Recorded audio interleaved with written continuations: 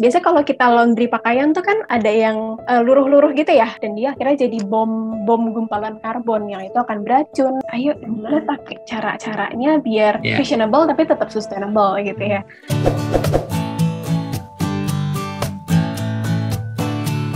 Oke Sobat Aksi, interaksi kali ini sangat dekat sama kita ya karena berhubungan dengan fashion. Penampilan buat anak muda, nggak gaya, nggak keren. Tapi dengar-dengar katanya masalah fashion juga limbahnya itu bisa berdampak buruk buat lingkungan. Gimana dong? Pengen tetap keren, tapi tetap pengen jaga bumi. Nah, sekarang udah ada wanita yang memang punya ketertarikan dan bahkan sudah punya aksi terhadap lingkungan untuk konteks fashion. Dan sekarang, sahabat Jimmy, sudah ada Mbak Diana, yaitu Campaign Activation Tukar Baju dari Zero Waste Indonesia. Halo Mbak Diana. Halo Mas Jimmy, halo juga Sobat Aksi.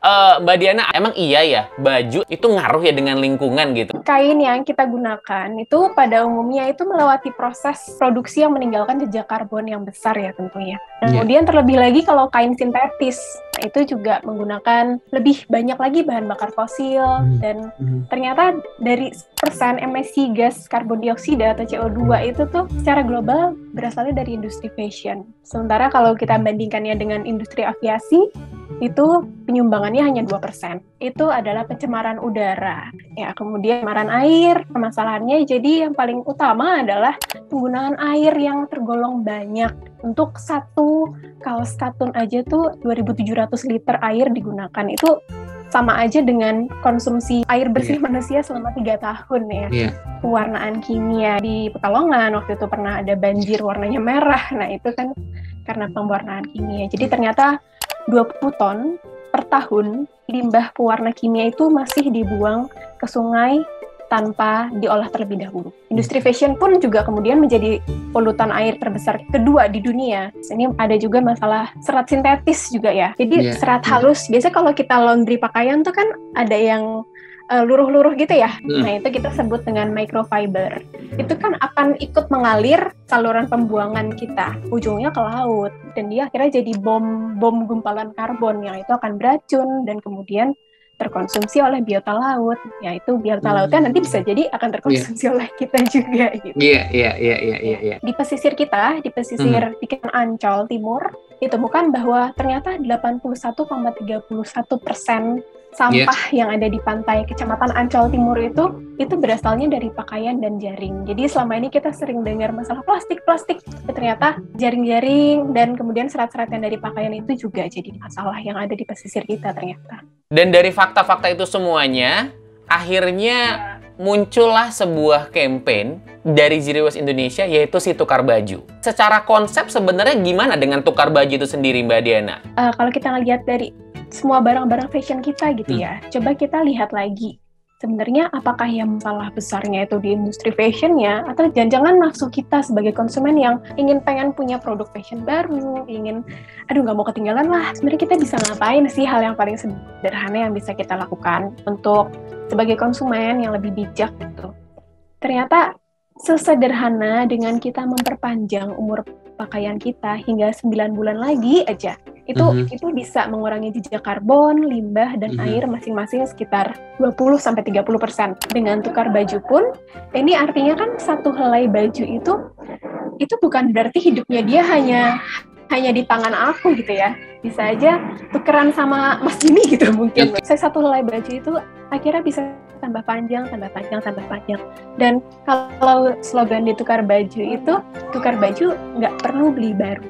Nah, jadi ingin punya barang baru bukan berarti kita harus beli yang baru gitu kan ya, ternyata sebenarnya. Banyak juga kan akhirnya event off air yang diadakan sama tukar baju. Nah itu antusiasnya seperti apa gitu? Waktu mau dijalankan tukar baju ini awalnya hanya berencana, tahun 2019 ini fokusnya Zero Waste Indonesia memang akan di limbah tekstil dan fashion. Kemudian mau diadakan paling tidak di setiap kota besar ada satu event tukar di tahun 2019 itu. Sangat tidak disangka-sangka gitu ya, sangat mengagetkan juga ternyata teman-teman tukar, yang biasa kami memanggil teman-teman tukar, tukar, ternyata banyak sekali yang antusias setiap ada acara, ingin lagi tanya, kapan lagi ada acara lagi, sampai akhirnya sudah di jalan 15 kali tukar baju offline sampai 2019 akhir ya, sampai sebelum pandemi gitu. Di samping mungkin melihat ini lebih ekonomis, tapi juga di setiap event tukar baju kami selalu mengadakan workshop dan talk show. Nah, di situ kami lihat juga teman-teman nih tukar yang akhirnya tahu hal-hal baru tentang permasalahan lingkungan, kenapa kita harus tukar baju, itu ternyata excited dengan informasi yang mereka dapatkan, dan itu membuat kami juga semakin senang. Ternyata masih banyak yang ingin belajar tentang apa sih sebenarnya masalah baju-baju kita dengan lingkungan tuh apa hubungannya. Tapi yang pasti ini tukar baju bukan berarti bajunya itu memang langsung tukaran di situ ya, gitu kan, maksudnya ya bajunya pasti dicuci dulu gitu kan ya Mbak? Jadi misalnya Mas Jimmy datang nih, udah ada, tapi udah tahu syarat-syarat bajunya tuh apa sebenarnya. Baju-baju itu baju-baju yang masih layak dipakai, serta syaratnya. Mas Jimmy datang, kemudian nanti akan dikurasi terlebih dahulu. Apakah memang sesuai dengan syaratnya, apakah nggak bolong, atau misalnya bernoda gitu misalnya. Nah, kalau memang sudah sudah sesuai dengan syarat, bajunya Mas Jimmy langsung masuk ke display. Nah, kemudian kalau misalnya tadi Mas Jimmy bawa baju 5, kemudian yang lolos 3, ya Mas Jimmy hanya dapat token.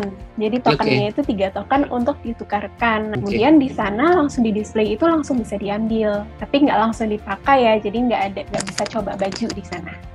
Hanya bisa tukar baju aja. Jadi langsung drop baju, kemudian diambil lagi. Nah, anak muda sendiri, anak muda Indonesia itu gimana sekarang melihat tren fashion sekarang ini? Apakah memang tetap aja konsumtif atau mungkin sudah mulai beralih nih? Sebenarnya kami sesuai dengan pantauan kami lewat teman tukar ya, yang mengikuti kami di Instagram tukar baju, ini ternyata udah banyak sekali teman-teman yang pengen OOTD gitu ya Mas ya, pengen fashionable lah intinya. Tapi ayo gimana pakai cara-caranya biar ya tetap bisa sustainable gitu, fashionable tapi tetap sustainable gitu ya.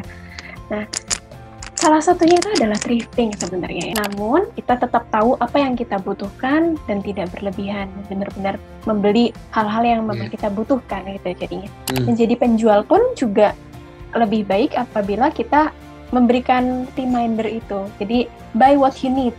Jadi kamu belilah barang yang memang kamu butuhkan gitu. Apa strategi yang bisa dilakukan sama anak muda ya gitu? Mungkin gue tetaplah bisa keren, gue tetaplah bisa kece, bisa cantik, bisa cakep gitu. Tapi dengan baju yang mungkin tidak terlalu banyak gitu. Dan hanya memanfaatkan baju memang sudah ada gitu. Ya, kita bisa dengan manfaatin lagi baju yang ada di lemari.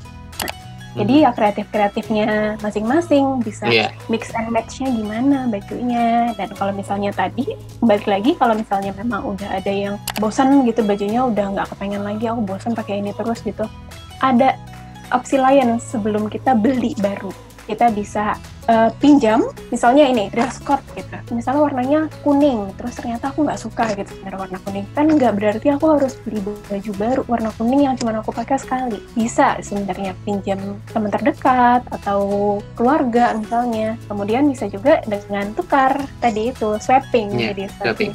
Konsep barter ya, kayak zaman dulu ya. Barter sebenarnya, swapping ya, barter tukeran. Kalau memang kita nggak kepengen thrifting, akan lebih baik lagi kalau kita pengen sesuatu yang emang pas banget di badan. Sangat baik kalau kita buat baru. Kita artinya bisa milih itu bahannya apa, cuttingnya seperti apa, dan jahitnya di mana kan. Artinya kita bisa mantau langsung penjahitnya itu lokal atau mungkin ada orang tertentu yang di sekitar rumahmu yang kamu emang percayakan untuk jahit. Kita bisa ikut memberdayakan gitu akhirnya. Sebenarnya barusan yang aku sebutin itu pakai dulu yang kita miliki, kemudian pinjam atau borrow, terus tukar, swapping, thrifting, buat dan beli itu adalah itu sebutannya hierarchy of needs. Mungkin kalau teman-teman nanti mau lihat, sobat aksi mau lihat ya. Segitiga yang paling kecil itu di atas adalah buy-nya ya.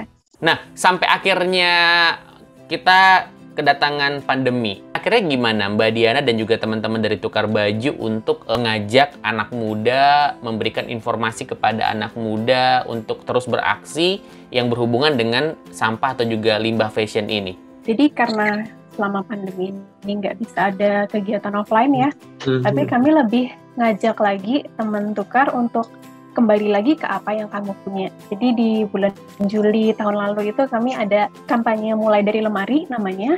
Nah di sini ajak lagi teman tukar untuk lihat balik lagi dulu ajak lemari kita. Itu ada apa aja sih di dalam situ. Kami mengajak teman-teman untuk at least 3 bulan untuk tidak beli baju baru. Bisa tetap mendapatkan baju baru, yaitu bisa dengan swapping, thrifting, atau bikin baju tadi itu, atau beli dari produk lokal yang sudah mengarah ke sustainability. Iya. Yang kami tujukan itu nggak hanya 3 bulan itu aja sih. 3 bulan itu jadi hanya untuk pemancing teman-teman untuk latihan gitu. Jadi kalau misalnya Sobat Aksi terpaksa banget gitu, harus beli baju atau beli produk fashion.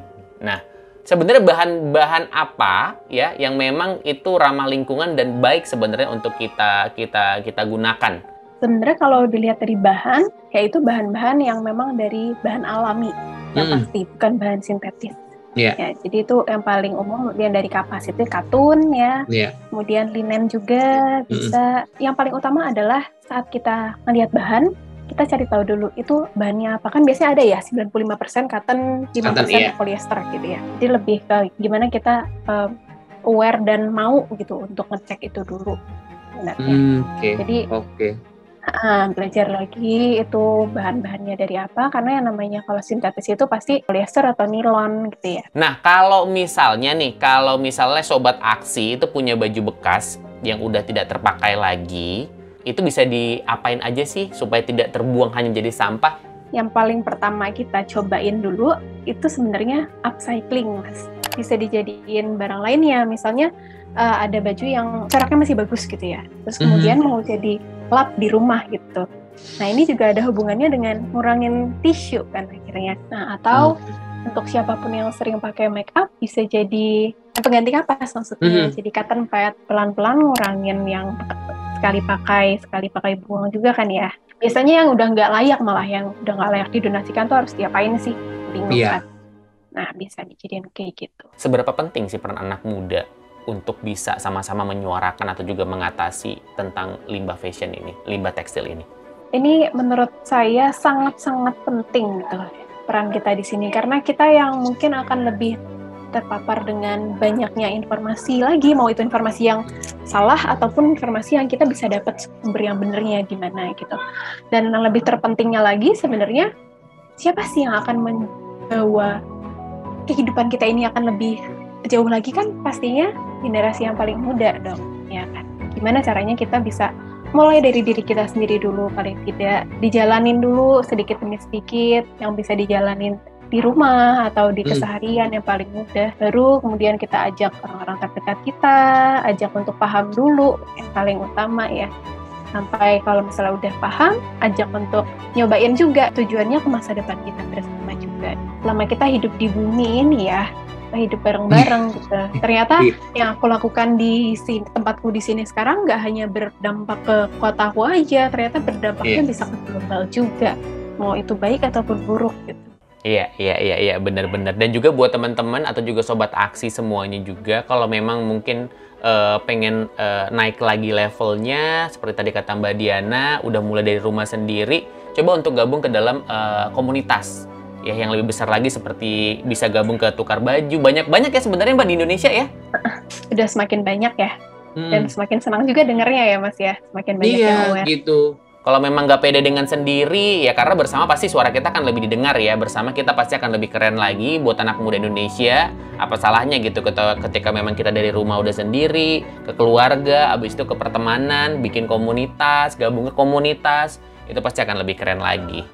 Satu hal lagi yang terpenting sih sebenarnya Mas, ini untuk teman-teman juga, untuk Sobat Aksi dan teman tukar, untuk semuanya pokoknya. Yang kita perjuangkan ini kan sebenarnya memperlambat kemungkinan-kemungkinan buruk yang mungkin terjadi di masa depan ya. Balik lagi ke gimana caranya kita memprioritaskan suatu hal ya. Dan kalau misalnya kita emang mau mulai memprioritaskan lingkungan hidup, artinya juga kita memprioritaskan kehidupan kita untuk jangka panjang kan ya. Kamu tinggal di mana? Kamu tinggal di dalam lingkungan hidup ini. Kita bagian dari itu gitu.